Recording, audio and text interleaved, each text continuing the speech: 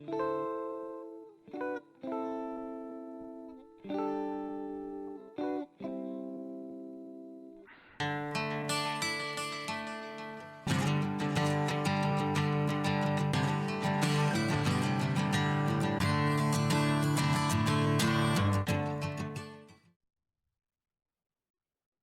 back to Grump's Barn, where today we're going to get on with the second part of many of getting on with this front end. But first, no, not the front end first. Well, I've got an apology to make first, actually. I've got to apologise first for the apparent clickbait thumbnail I used for the last video of part one of this. Yeah, I got accused of clickbaiting, and as I pointed out to them, yeah, it works really well with my 100 to 150 views that I get on a video generally. It's really working. Yay! Clickbait. Oh dear. I don't know. Isn't the internet a funny place? Right, now, and the other apology is that I'm not going to be getting on with the front end, which is down there at the moment. I'm going to quickly whip these wheels off and chuck those calipers on. Get that out of the way. Oh, and do these nuts up down here. I've got the new ones on there. Yeah, so that's going to take me about 10 minutes.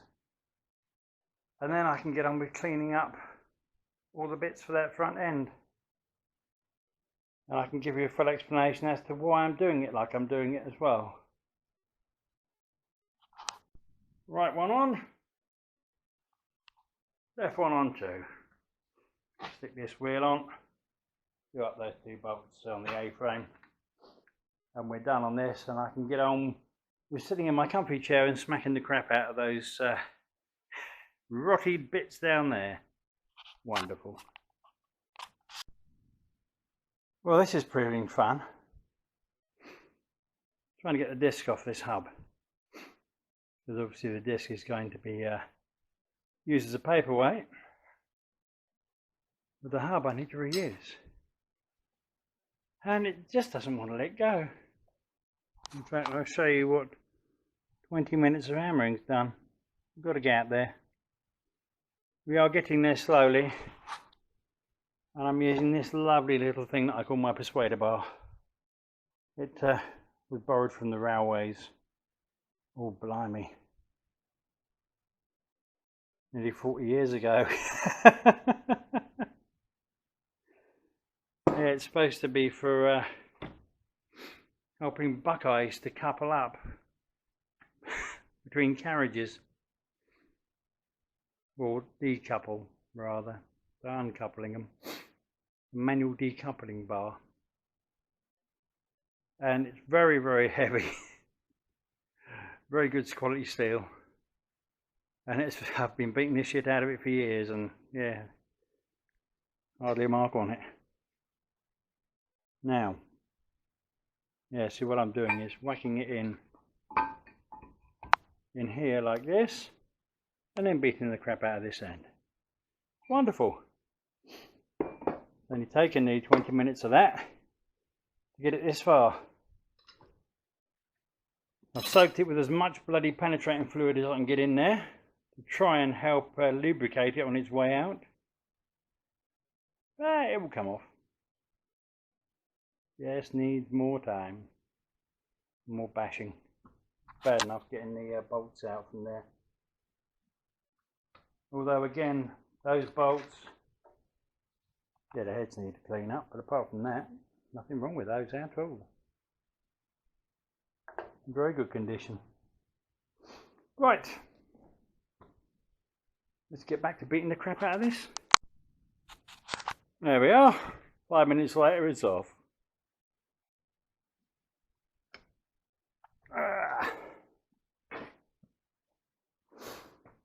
I shall leave the old bearings and everything in there for the minute whilst I'm cleaning it up. That way I don't get too much shit all over the bearing surfaces. Well, not the bearing surfaces, rather the bearing seats, should I say. Because this is now going to need a lot of cleaning up, which is a lot of what building things out of old crap is all about. You spend more time cleaning shit up than you do actually doing any other bloody work on them half the time. Especially when you're reusing old shit like this. But there's nothing wrong with it. It looks terrible now. You wait till I've cleaned it up and shoved some paint on there, it will look slightly terrible instead of completely terrible. See? Improvement. Now, yes, let me think. I'm trying to think of a way to actually explain to you how this is all going to work. Right, I know what I'll do. If I get that out of the way a minute. If I put this on the floor,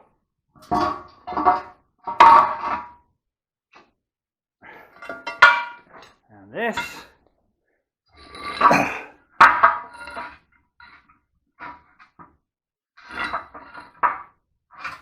at the right sort of angle, about there.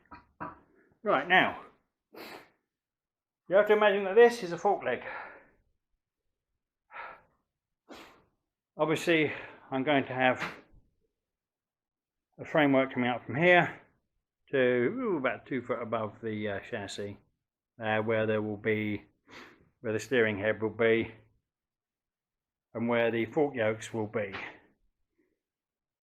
Now the yokes are going to be, as I said earlier on, but I'll recap, they're going to be slab yokes. Very big, heavy slab yokes. In fact, they'll be made out of that steel you can see there that is 22mm thick.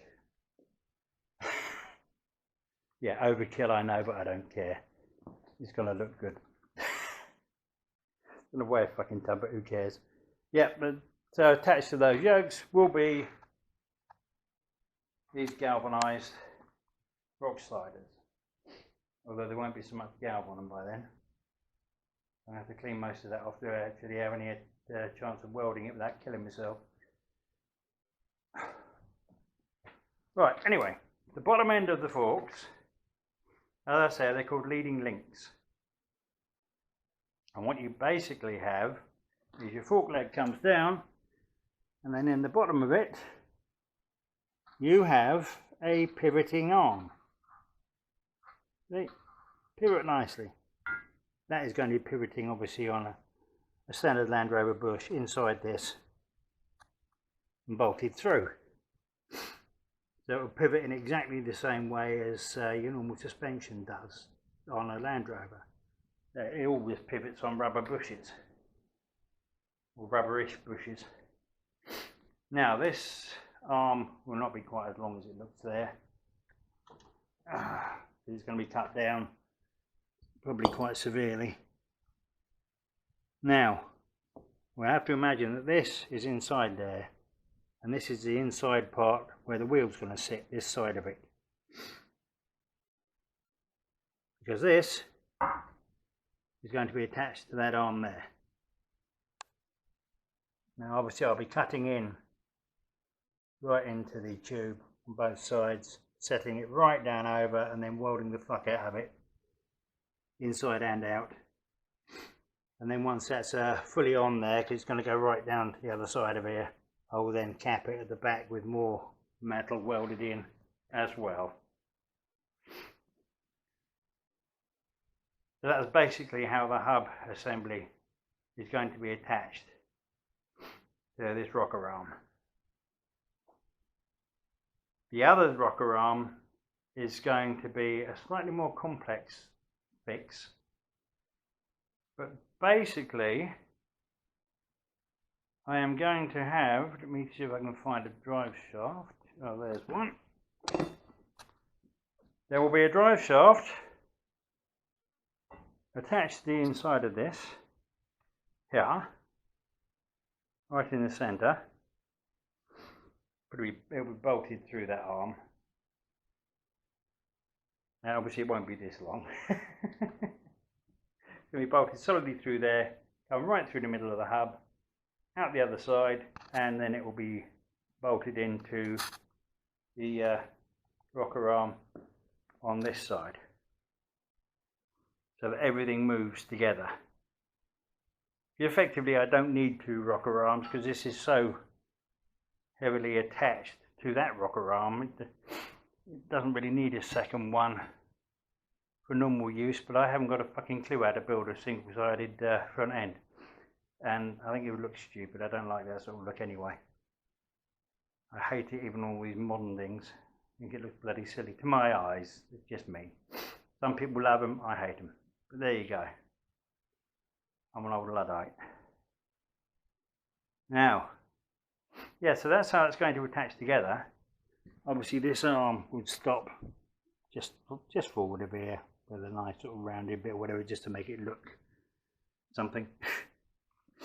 And this hole here, I have got to attach a pole or something from this one up to the other one that will be over here, so they're linked together. It helps to ensure that the suspension moves evenly. Oh yes, and the other thing that will be on here, obviously he says, is suspension, because there will be a shock absorber attached roughly around here up onto the arm somewhere up there. So as this arm moves up and down, you've got a shock absorber with its own spring, a coilover as they call them. Hang on, let me just show you.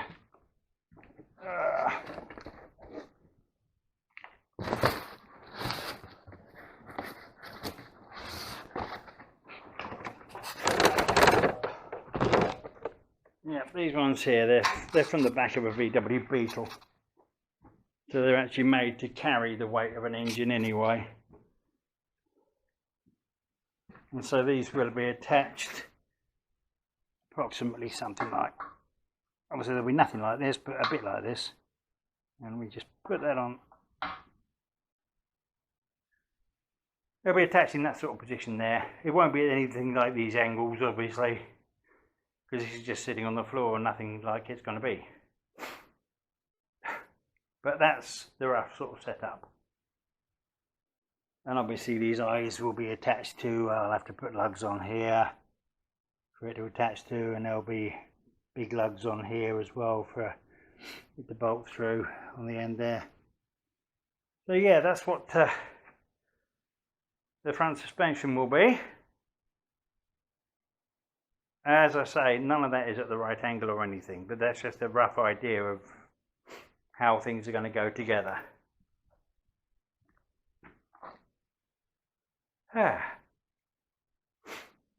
And that should be happening in the very nearish future, maybe, perhaps. Probably in the next year or three. Hopefully in the next month or three. I've ordered the bits I need for redoing this front end, for the bits and bobs.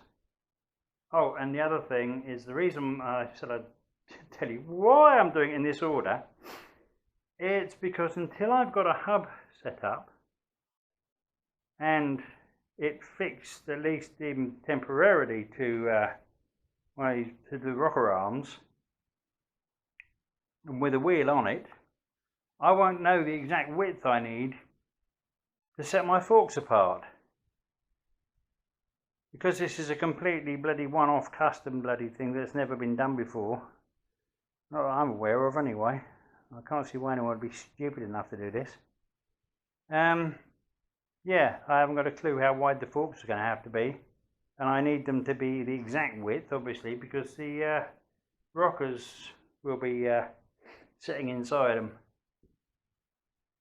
So that's why I'm doing it like I am. And that's why I'm starting with the hub assembly. Getting that sorted out first. So I've got to clean up this, what's left of the axle tube there. Got to clean up the hub. I've got to clean up both the hockey sticks.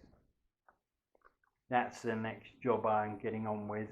Once I've cleaned those up, then I shall make a few measurements before I cut off these hockey sticks to the right length. And then we should be getting on from there. Oh, and as for the length of them, the way I'm going to work that one out is, let me show you.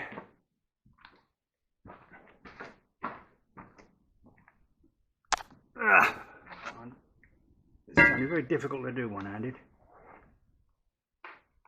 I basically want, now let me turn it around that way. I need it to pivot somewhere just towards the back of the wheel.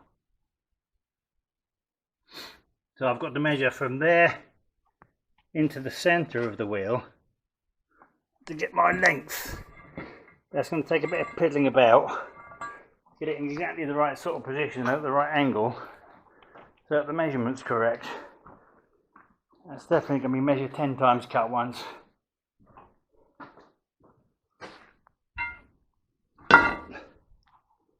So yes, it's all happening.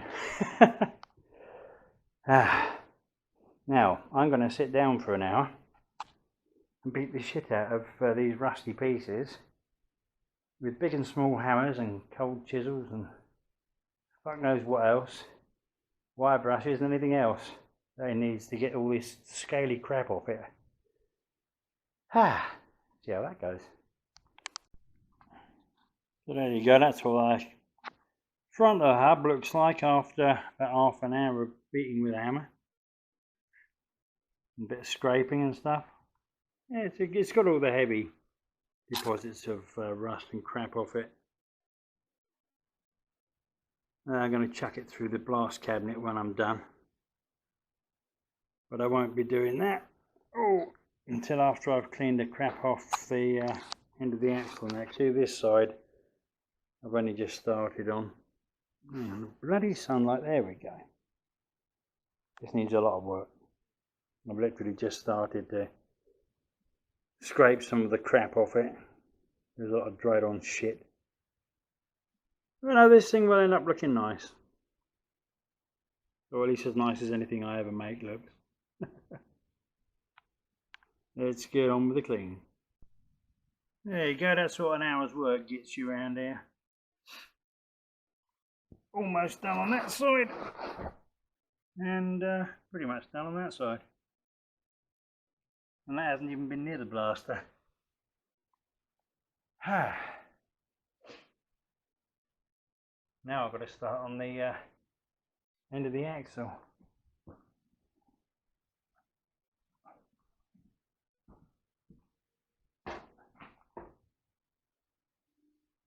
I may run that through the blaster, I don't know yet.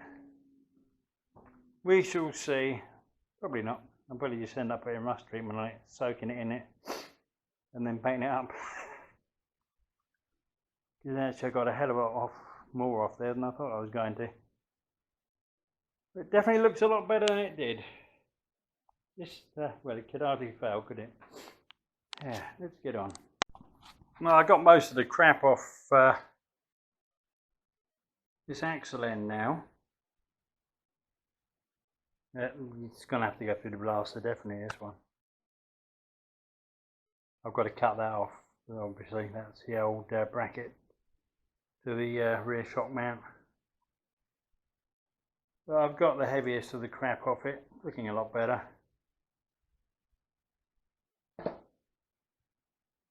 Yep, that will have to be blasted. Also needs the end cutting flat as well. It's a bit crooked at the moment. But that's not exactly rocket science. Just had a couple of coats of rust treatment now. I'll see how it looks once it's done. You never know. Now I should be starting on these. But that'll be tomorrow because I've had enough for today. Probably not. I mean, look at that out there. It was sunny and dry. It was pissing down with rain earlier. Although there are a lot of clouds up there.